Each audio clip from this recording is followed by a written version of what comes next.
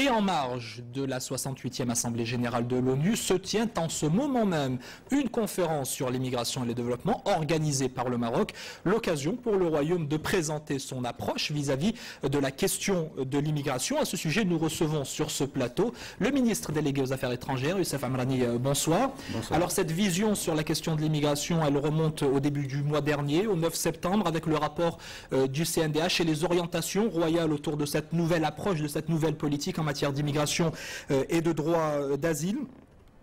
Et ce débat aussi qui est organisé par le Maroc aux Nations Unies intervient dans le cadre d'un autre débat de haut niveau initié directement par l'ONU qui aura lieu les 3 et 4 octobre prochains.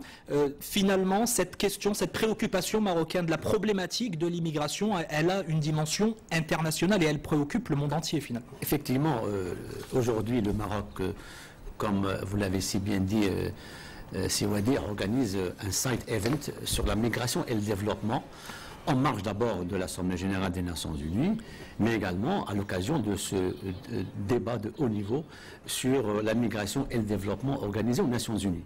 Aujourd'hui, les questions migratoires nous interpellent tous, elles sont au cœur de l'agenda international et le Maroc en tout cas a toujours été précurseur dans cette thématique.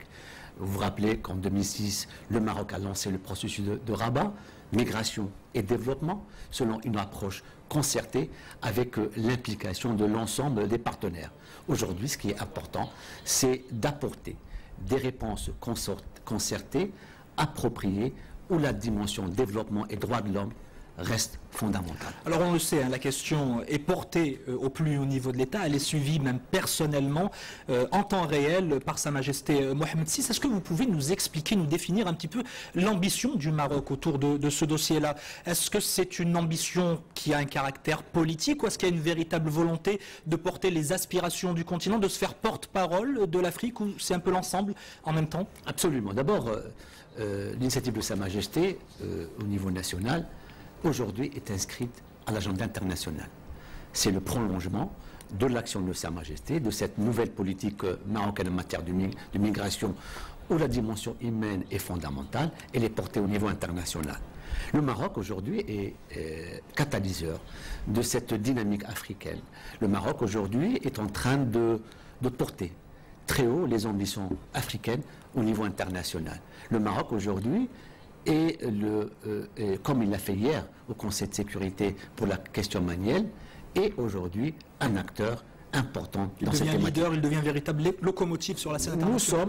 Nous sommes en train de réfléchir pour, avec nos partenaires africains, construire une nouvelle architecture internationale sur les questions migratoires. Justement, on l'a constaté et c'est revenu en permanence autour de cette nouvelle approche et de cette nouvelle politique en matière d'immigration. Le Maroc a changé de statut. D'un pays émetteur, il est devenu une terre d'accueil. Malgré tout, il ne peut pas assumer seul la responsabilité de cette situation. Il y a un diagnostic qui s'impose, il y a une responsabilité aussi de la part des États voisins.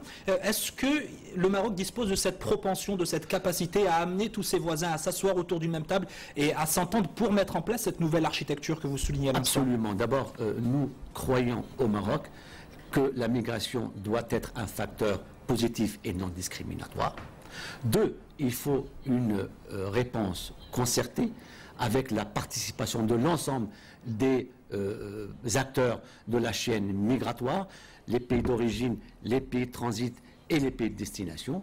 Il faut des réponses concertées où la dimension développement... Impliquer également, par exemple, le continent européen. Bien sûr, l'Europe est interpellée parce qu'on ne peut gérer efficacement la question migratoire qu'en apportant des réponses, bien sûr, sécuritaires, mais où la dimension humaine, dimension droit de l'homme et surtout la solidarité avec l'Afrique est fondamentale. D'ailleurs, pour Sa Majesté Mohamed VI, l'Afrique est une priorité en matière de politique étrangère. Justement, cette question de l'immigration, elle soulève d'autres mots du continent africain qu'on évoque au quotidien dans nos éditions, qui est celle de la misère, qui est celle des problématiques de développement, qui est celle de l'éducation.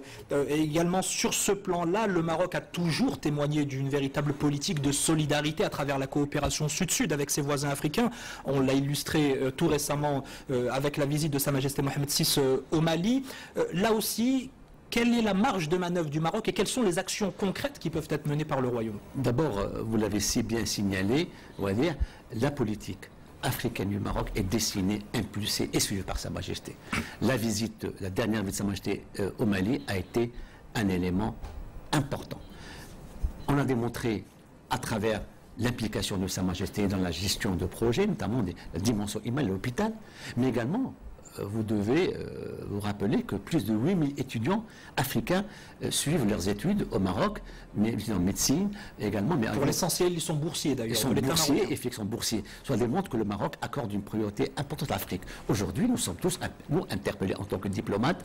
Sa Majesté nous a interpellés lors de la dernière conférence des ambassadeurs pour travailler avec de nouveaux modes opératoires en Afrique, où la dimension humaine, le développement économique, mais surtout l'accompagnement de l'entreprise marocaine en Afrique pour la recherche de nouveaux débouchés. Voilà la politique africaine du Maroc. C'est une politique volontariste et qui place l'élément humain au centre de cette stratégie qui est voulue par Sa Majesté. Merci beaucoup, Youssef Amrani, ministre délégué aux Affaires étrangères. Merci d'avoir répondu à notre invitation. Alors, sans transition.